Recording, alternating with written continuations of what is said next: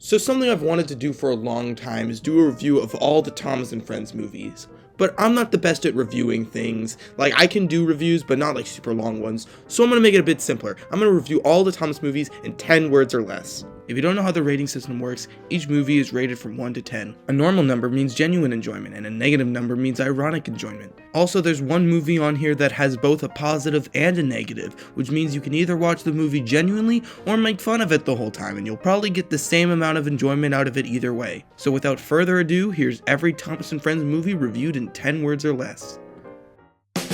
Human scenes take up 80% of the runtime. Why does this movie have learning segments? Best thing Hit Entertainment did with the models by far. How did we go from this to season 13? Writers can't remember plot points from 3 minutes prior. Okay, but like, what was Diesel 10's plan exactly?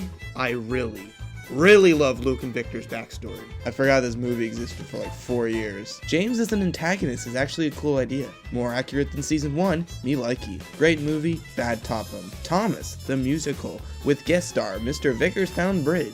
Thomas, the Musical, 2, with guest star Stupid Blue Crane. Thomas, the Musical, 3, with guest star Stupid Yellow Car. And that's all of them. Now you're probably wondering, which Toms are the best Toms? So here are my top 3 best and worst Toms. Third best, The Great Discovery, a great way to end off the all-model era. Great sets, great music, and great narration from Pierce Brosnan. Third worst, Calling All Engines. You're damn right, Calling All Engines sucks. Oh yeah, I almost forgot. I brought along Sean to explain this one for me.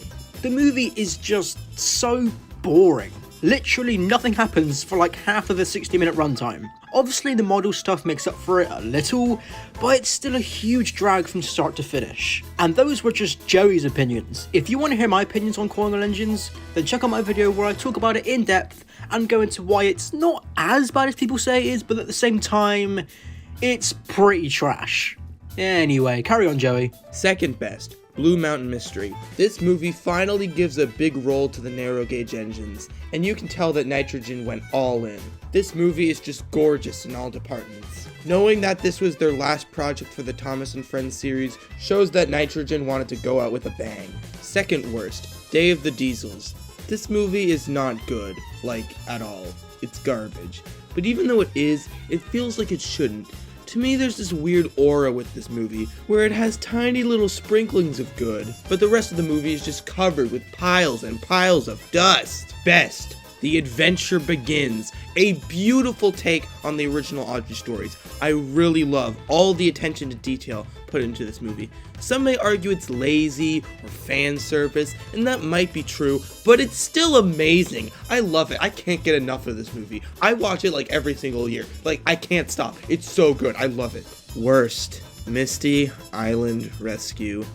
What is there to say about this movie that hasn't already been said, other than it's bad? Well, for one, it hurts my brain and my soul. It also has the freaking logging locos. Do yourself a favor, if you haven't seen this movie, don't. It's not worth it. Just don't. Just don't even look at it. Ugh, gross. Get out of my face. Anyways, that was the video, so if you liked it, please like it, and if you haven't already, subscribe to my channel. Also, check out Sean's channel and his video on Calling All Engines. It should be out, and if it isn't out, it's premiering very soon, or it's already premiered. Also, check out Jello Apocalypse. He was the original guy who thought of the idea of doing, movies in 10 words or less, so yeah.